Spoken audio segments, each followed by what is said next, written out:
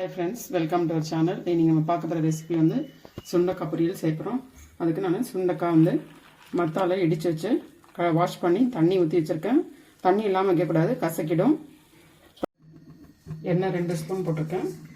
இப்போ 1/4 டீஸ்பூன் அளவுக்கு ஜீரகம் போட்டுக்கலாம்.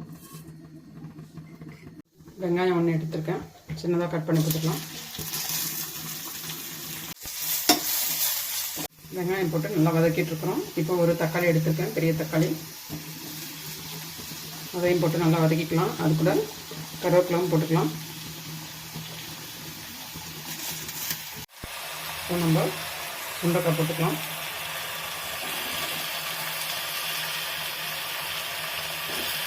ஜீரகத்தூள் 1/4 டீஸ்பூன், மஞ்சள் தூள் 1/4 டீஸ்பூன், மிளகாய் தூள் ஒரு 1/2 டீஸ்பூன், தேவையான அளவுக்கு உப்பு எல்லாத்தையும் போட்டு நம்ம கலந்துட்டுருக்கோம்.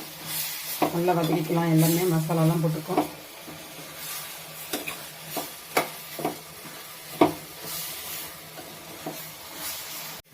எல்லாத்தையும் போட்டு நம்ம வதக்கிட்டுருக்கோம். ஒரு 2 நிமிஷம் நல்லா வதக்கிட்டு அதுக்கப்புறம் ஒரு 1.5 கிளாஸ் அளவுக்கு தண்ணி ஊற்றிடலாம். நல்லா வேகட்டும். ஃப்ரெண்ட்ஸ், வேர்க்கடலை 2 ஸ்பூன் எடுத்துருக்கேன். இதை மிக்சியில் போட்டு நம்ம பரபரப்பாக அரைச்சி எடுத்துக்கலாம். ஃப்ரெண்ட்ஸ் பாருங்கள், தண்ணியில் நல்லா வற்றி போயிடுச்சு. இப்போ நம்ம வேர்க்கடலை 2 ஸ்பூன் கொரகொரப்பாக அரைச்சிருக்கோம் இல்லைங்களா, அதை போட்டுடலாம். மிக்சியில் போட்டு அரைச்சது ரெடி ஆகிடுச்சு. இப்போ லாஸ்ட்டாக நம்ம கொஞ்சோண்டு கொத்தமல்லி போட்டு இறக்கிடலாம். நம்ம லாஸ்ட்டாக கொத்தமல்லி போட்டுடலாம். பாருங்கள் ஃப்ரெண்ட்ஸ், சுண்டக்காய் பொரியல் தயார். இது சிம்பிளாக இருக்கும், எல்லா மீல்ஸ்க்கும் வச்சு சாப்பிட்லாம். நீங்களும் ட்ரை பண்ணுங்கள், என்ஜாய் பண்ணுங்கள், லைக் பண்ணுங்கள், ஷேர் பண்ணுங்கள். ஹைடெக் ரெசிபி சேனலுக்கு மறக்காமல் சப்ஸ்கிரைப் பண்ணிடுங்க. Thank you friends.